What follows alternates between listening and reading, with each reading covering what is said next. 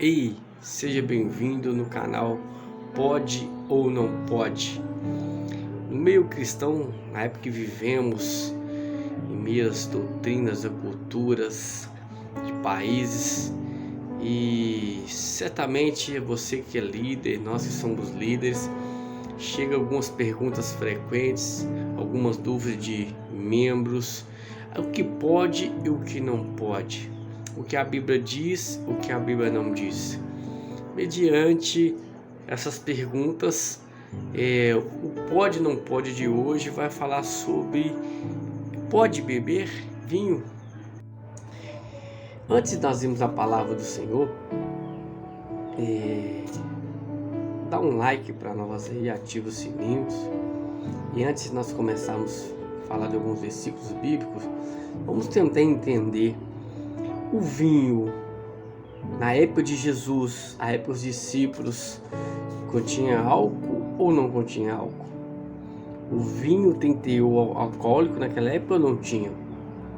Então, para nós entendermos, para se fazer o vinho, recolhe a uva, coloque um lagar, aonde o processo tem que ser pisado com os pés, pisando, estourar toda a uva que está ali dentro. Ao amassar todas as uvas, o primeiro líquido que sai, que escorre no processo de ser pisada, é onde sai o melhor dos vinhos, é retirado, e ao sobrar aquela borra que ainda não tem se espremida, tem bastante vinho ainda, bastante suco da uva, entra um processo de prensa, aonde retira mais do suco, né, que vai se tornar o vinho, onde nós temos um vinho de segunda classe. E depois aquela borra ainda é aproveitada, aquela borra era aproveitada para fazer remédio. E quando se faz esses processos, logo ao estourar a uva, ao ser amassada, entre processos as leveduras que fica na casca da uva. Quando a uva ela é estourada, a levedura entra juntamente com o líquido que sai de dentro da uva e começa o processo de fermentação. No processo de fermentação é dependendo do tempo, do calor. Então a fermentação vai se dar com o calor. Então, se é um momento quente, um período quente, a fermentação vai ser muito mais rápido. E assim, rapidamente, a levedura faz que a levedura vai ali e ataca açúcar da uva, aonde se torna o vinho com teor alcoólico. Então, o que acontece? Como não ter um vinho alcoólico? Como não ter? Qual era o processo? Para poder não ter um vinho de teor alcoólico, teria que armazenar esse vinho num lugar frio, né? Mas em Israel é quente, muito quente, mas também tem um período muito frio. Então, e naquela época não existia freezers, não existia congeladores para armazenar, mas existia uma tática. Qual tática? Para se manter um vinho sem teor alcoólico muito alto. Era pegar esses vinhos, colocar em jarros, né, tampá-los, vedá-los bem forte, mantê-los bem fechados para não entrar água, e descer ele em cisternas profundas, em poços profundos, a qual pela sua altura lá embaixo é bem fresquinho, e mergulhava o vinho dentro da água, dentro do poço, ficava no fundo, para manter ela numa temperatura fria, para não fermentar. Então existia esse processo onde o vinho não era totalmente fermentado, não era aquele vinho muito forte no seu teor alcoólico. Em Efésios 5,18 vai dizer assim: e não vos embriagueis com vinho, no qual há excesso, mas enchei-vos do Espírito Santo. Muitos usam desse versículo: não embriagueis com vinho, né? Pode tomar o vinho, pastor, pode tomar o vinho. A Bíblia diz: bebeis, mas não embriagueis. Será que é correto? Será que imagina se na sua igreja você dizer, né, irmãos, pode beber, mas não embriagueis? Eu conheço pessoas que se tomam um copo de cerveja, 2 copos de cerveja, ele fica todo feliz, né? Fica alegre, começa a xingar. Tem pessoas que se tomam um copo de cachaça, começa a brigar. Imagina se você tiver uma igreja que tem liberado o uso de álcool. Imagina os problemas que você vai ter num culto de adoração ao Senhor, um lugar que nós devemos receber sim aqueles que estão precisando de um milagre, de cura. Na igreja é como se fosse um hospital para aqueles que precisam de uma libertação. Agora imagina você ter um obreiro, né, de frente do altar, embriagado, talvez pegando um microfone, falando coisas que não deve, porque uma vez que se embriaga, você sai um pouquinho do seu juízo. É lícito beber? A Bíblia não diz se pode, se não pode, mas é lícito você beber, se embriagar, tomar bebida alcoólica. Tudo não é lícito, mas nem tudo nos convém. Então não convém que nós deixamos entrar nas nossas igrejas esse tipo de coisa. Se aquilo que vai fazer que nos vai fazer nos pecar, né, nós temos que tirar da nossa vida. Então a bebida não convém em uma adoração, não convém um templo do Senhor, não convém a servo do Senhor a usar de bebidas alcoólicas. Em Provérbios, capítulo 23, versículo 20 e 21, nos diz assim: não andes com os que se encharcam de vinho, nem com os que se empanturram de carne, pois os bêbados e os glutões se empobrecerão, e a sonolência o vestirás de trapos. Aqui em Provérbios a Bíblia não diz que não ande com aqueles que se embriagam com vinho, nem com os gulosos, os glutões, porque infelizmente nós somos taxados, os crentes não bebem, mas comem demais. E infelizmente os glutões, a glutonaria, não entrarás no reino do céu. Aquele que é guloso, não entrarás no reino do céu. E infelizmente esse versículo nos fala uma verdade. Quem anda com aquele que se embriaga muito, pode se tornar uma pessoa também que se embriaga. Se você anda com aquele que gosta de beber, está tempo com ele, sempre vai na festinha, chega um momento que o amigo te oferece. Então, esse versículo nos chama atenção. Não ande com aqueles. Não ande com aqueles que se empanturram de carne. E esses se empobrecerão. Não estou talvez falando em financeiro, mas falando na sua vida espiritual. Porque aquele que anda dessa forma, não gostei. E em Provérbio também 21, versículo 17, diz assim: quem se entrega aos prazeres passará necessidade, quem se apega ao vinho e ao azeite jamais será rico. Interessante. Quem se apega aos prazeres passará necessidade, e quem se apega ao vinho e ao azeite jamais será rico. Estamos dizendo aqui aqueles que têm um prazer do azeite e do vinho. Azeite servia para fazer alimento, né? O que combina com o versículo anterior que nós lemos sobre os glutões. E o vinho tinha bastante teor alcoólico.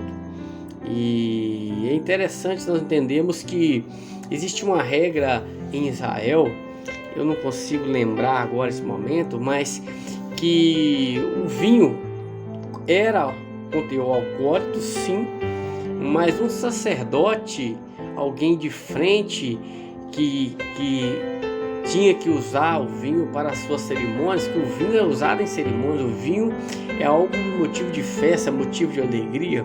A Bíblia nos diz que o vinho é motivo de alegria, depois vamos chegar a termos lá. E que o vinho para o sacerdote tomá-lo, dependendo do seu teor alcoólico, ele teria que ser a proporção de 1/3 de água, dependendo do teor alcoólico. porque um sacerdote é algo sagrado. Alguém que está no templo do Senhor é algo sagrado. E o vinho naquela época tinha teor alcoólico, sim, ele era fermentado. Mas existia aqueles processos de vinhos que não era fermentado, que tinham pouco teor, aqueles que conseguiam manter da forma que se conseguiria usar em cerimônias, e principalmente em casamentos, em festas cristãs. Mas um versículo que chama atenção em Provérbios, capítulo 20, versículo 1, diz assim: o vinho é zombador e a bebida fermentada provoca brigas. Não é sábio deixar-se dominar por eles. O vinho é zombador e a bebida fermentada provoca brigas. Toda bebida alcoólica, todo aquele que se embriaga, arruma confusão, tem problemas. Não é sábio que você deixa ser dominada por elas. Infelizmente vivemos em época que existem pessoas que é dominada pela bebida. E se não beber, tem sérios problemas. Tem pessoas da minha família que se não beber, ela tem a crise de abstinência. Cai, desmaia, enrola a língua, porque está dominada pelo álcool, dominado pela bebida. A Bíblia nos diz que não é sábio que deixamos ser dominada por elas. Mas sabemos que o inimigo trabalha para que as pessoas sejam dominadas por esse vício, que matam, destrói famílias, destrói casa, destrói empregos, destrói a reputação. Que nós possamos passar longe desses teores alcoólicos. Agora vamos dois versículos interessantes, onde a Bíblia nos diz que podemos sim lá experimentar do vinho, chama atenção. Em Eclesiastes capítulo 9, versículo 7 diz assim: portanto, vá, coma com prazer a sua comida e beba o seu vinho de coração alegre, pois Deus já se agradou do que você faz. Em Eclesiastes 10, versículo 19 diz assim: o banquete é feito para divertir e o vinho torna a vida alegre, mas isso tudo se paga com dinheiro, né? A Bíblia nos diz aí que tomais o vinho e beba com alegria, né? Porque nós sabemos que a bebida principal em Israel era o vinho, né? Hoje nós temos aqui Coca-Cola, suco natural, Fanta para quem gosta, suco de caixinha para quem gosta. Eu gosto de tomar uma Coca-Cola, eu gosto, meu gosto. Mas tem pessoas que gostam. Hoje nós temos vários tipos de bebida, né? Para nós alegar suco tangue, suco de o que você quiser.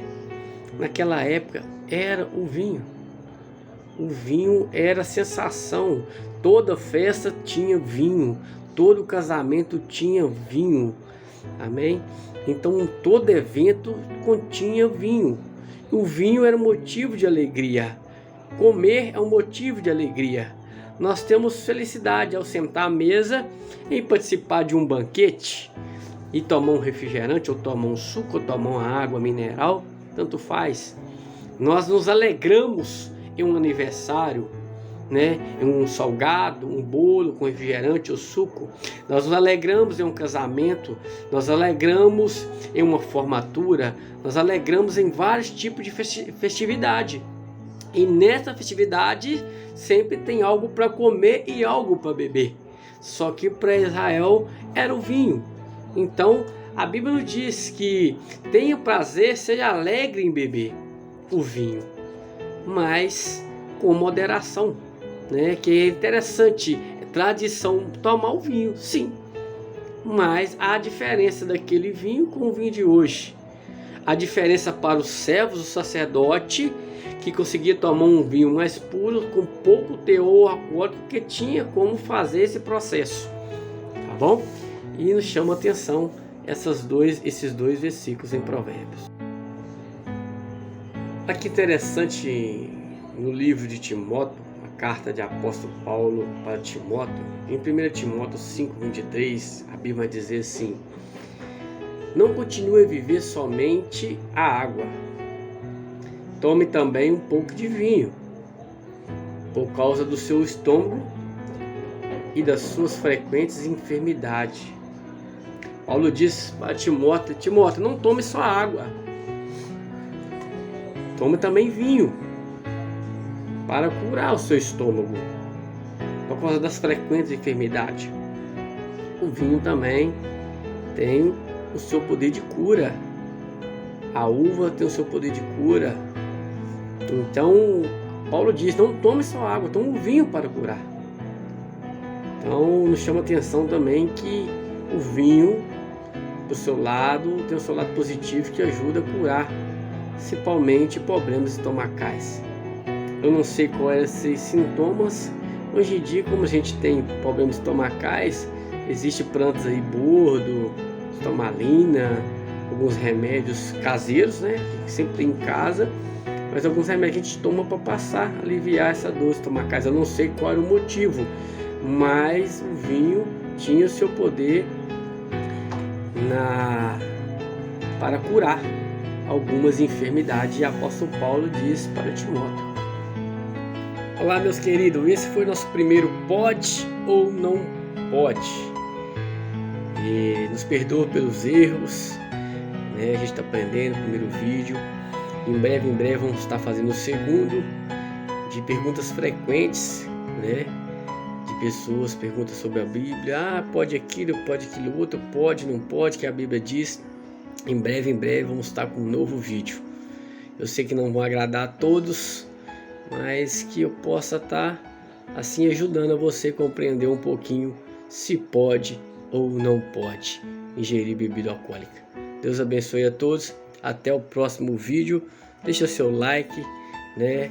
Ative o sininho, se inscreva. Eu tenho certeza que Deus vai abençoar a tua vida, a tua casa.